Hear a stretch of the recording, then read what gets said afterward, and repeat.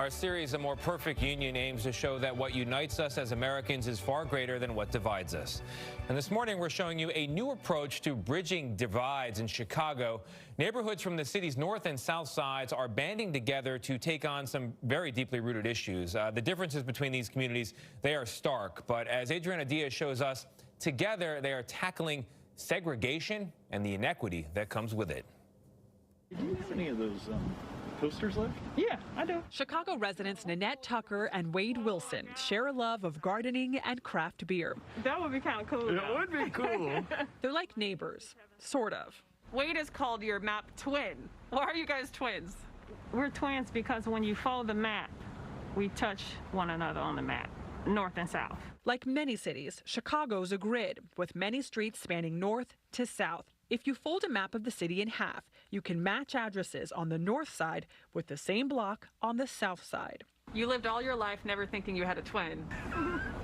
And now I have one. Yes. They live about 15 miles apart, but Wilson and his wife Jennifer live in the majority white north side neighborhood of Edgewater, while Tucker is in the mostly black south side neighborhood of Englewood.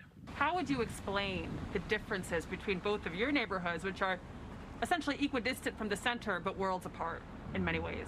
It's very clear that neighborhoods primarily on the north side have had more investment.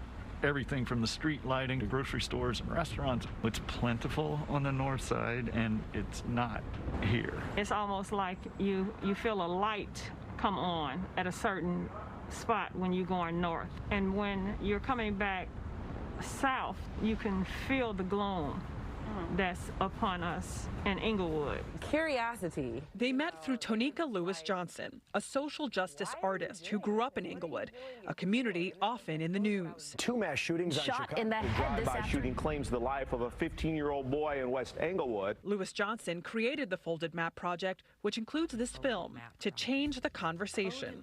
She contrasts how the same street, like Ashland Avenue, They look very different. looks on the north side The sidewalks, and the south side. the maintenance of the building, none of which have anything to do with gun violence.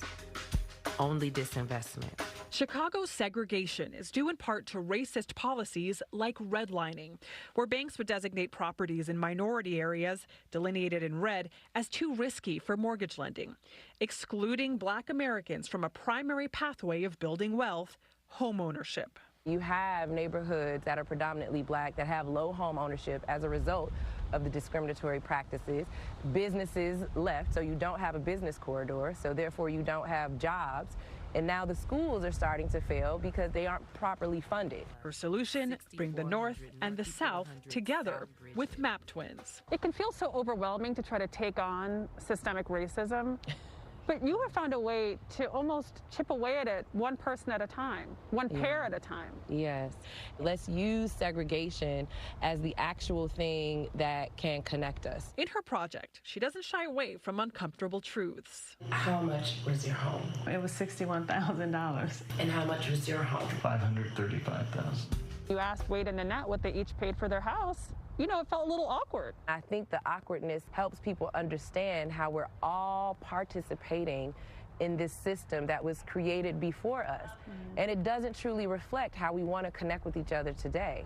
Frankly, we're privileged, and it's hard to sit next to a friend who hasn't enjoyed that privilege. We realize that there's an opportunity to actually do something. Wilson and Tucker are doing something together. 3 years after they met through the Folded Map Project, with others they created Englewood Renaissance, which is helping beautify parts of Englewood and is now focusing on increasing homeownership here. Creating a community together. The economics might be different, the neighborhoods might be different, but the core of who I am is pretty much the same as Wade and Jennifer. I want the same things they want. For CBS This Morning, Adriana Diaz, Chicago. This is such an important story. Yes. It is such an important story. You have the same street and the different economic values and why that's happened. And the difference in the numbers, Anthony. Yeah. 61,000 versus 500,000 Yeah. plus.